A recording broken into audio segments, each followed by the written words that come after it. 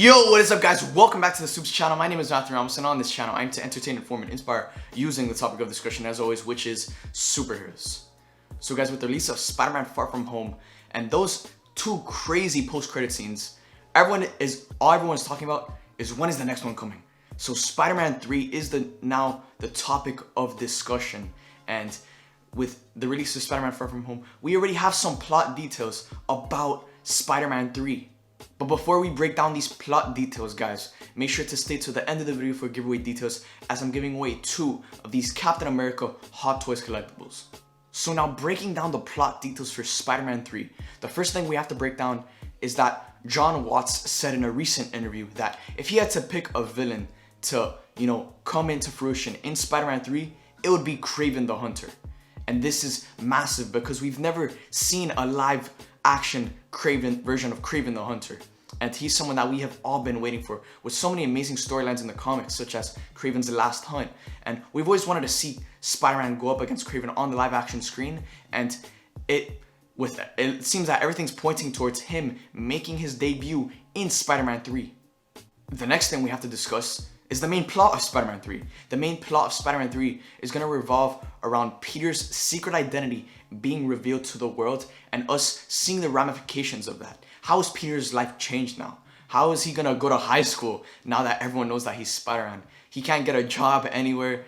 People are going to be gunning after him and the people that he loves. So it's going to be interesting to see the ramifications that Spider-Man and Peter Parker receive because the world now knows that Peter Parker is Spider-Man.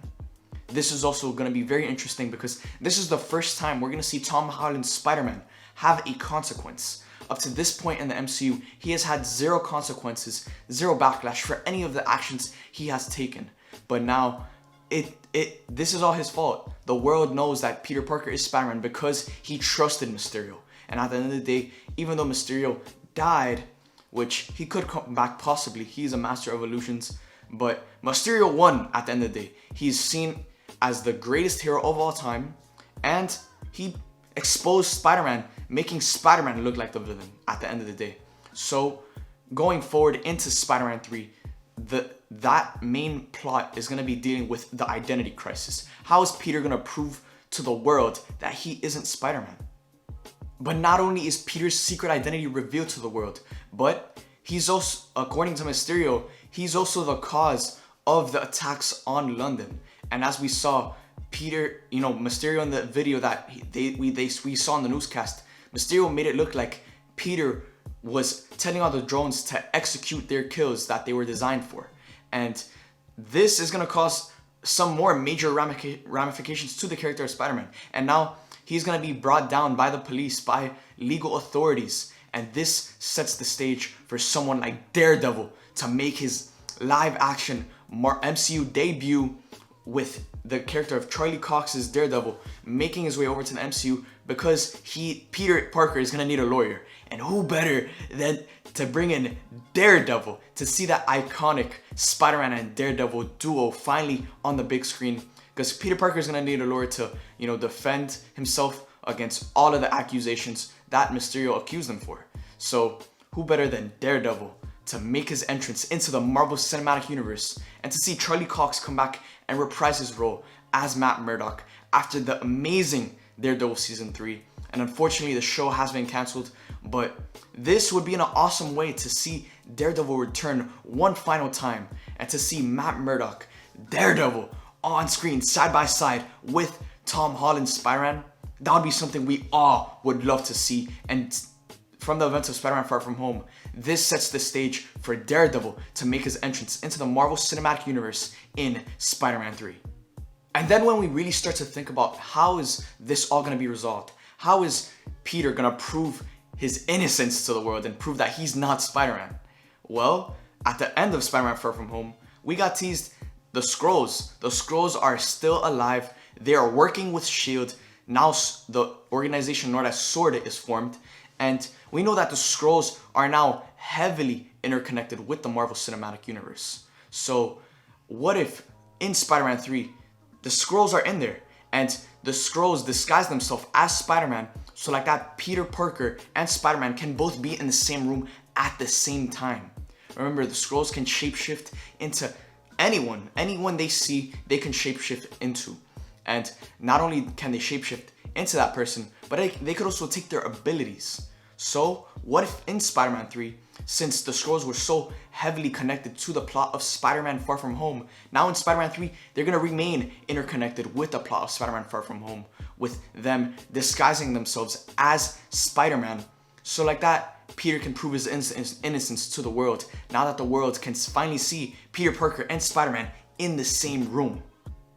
And then when talking about the main villain, Kraven the Hunter, everything seems to be pointing that he is going to be the new villain for Spider-Man 3, because Marvel likes to mix things up. They don't like to take things from old trilogies such as the Raimi trilogy or the Garfield series, and they like to keep their characters fresh. The Vulture, Mysterio, Marvel has introduced them for the first time on the big screen, and now they seem to want to be doing that with the character of Kraven the Hunter. And when discussing Kraven's motivations, because Kraven is stationed somewhere in Africa, Kraven doesn't live in New York. He's a hunter. He lives with animals. He's stationed in Africa. So what is going to get him to come over all the way to Manhattan, New York? Well, when looking back to the motivations of Mysterio, Vulture, this isn't something I particularly like, but this is a trend that seems to be reoccurring with Spider-Man villains. And this trend is that they all have animosity towards the character of Iron Man, Tony Stark. So the ramifications of Tony Stark's actions are going to be trickled down into the character of Peter Parker and Spider-Man moving forward into Spider-Man 3. So don't be surprised if Kraven's motivations would be to come back and get his revenge against Stark Industries. But now since Tony Stark isn't around, Spider-Man is that line of defense that Kraven is going to have to face. Because back in the day, Stark Industries was testing explosive weapons on the wild, and that ended up killing a ton of species, a ton of animals that Kraven was protecting, that Kraven had a deep connection with. And Stark Industries was the cause of the deaths of those animals. So now Kraven is gonna come over to to New York, to Manhattan, and get his revenge against the people that took his family, that people that killed his animals, that killed his colony. And now this would be an awesome motivation because it makes you feel for Kraven the Hunter. Now, this isn't a motivation I particularly like because he has no animosity towards Spider-Man, and he is a Spider-Man villain. So somewhere along those lines, he would build up that animosity towards Spider-Man and eventually have more anger, have more hatred towards the character of Spider-Man than he ever did to the character of Tony Stark. So we also know that Tony Stark, his death is always going to play a role in future MCU movies, not only in Spider-Man Far From Home, but in future MCU movies to come. So for this to be a motivation, it's very simple. Two, it relates back to the character of Iron Man, who is basically Spider-Man's father in the MCU. And this would just be such an easy way to get Kraven from Africa over to New York and get him on his last hunt for his revenge for the people who took his family from him. So there you guys have it. There are all the plot details we have so far of Spider-Man 3. Let me know in the comment section down below. Are you guys excited for Spider-Man 3? And what else would you guys like to see integrated within the plot of Spider-Man 3? Let me know in the comment section down below. Now getting into giveaway details, guys. I'm giving away 2 of these Captain America Hot Toys collectibles. One at the 50k subscriber mark and one at the 100k subscriber mark. All you have to do to enter this giveaway is like this video, comment down below, and subscribe for an entry towards winning one of these 2 Captain America Hot Toys collectibles. So make sure to enter that giveaway. So there you guys have it. There are all of the plot details that we have so far for Spider-Man 3. Thank you guys for watching. I hope you guys enjoyed, and I'll see you guys next time.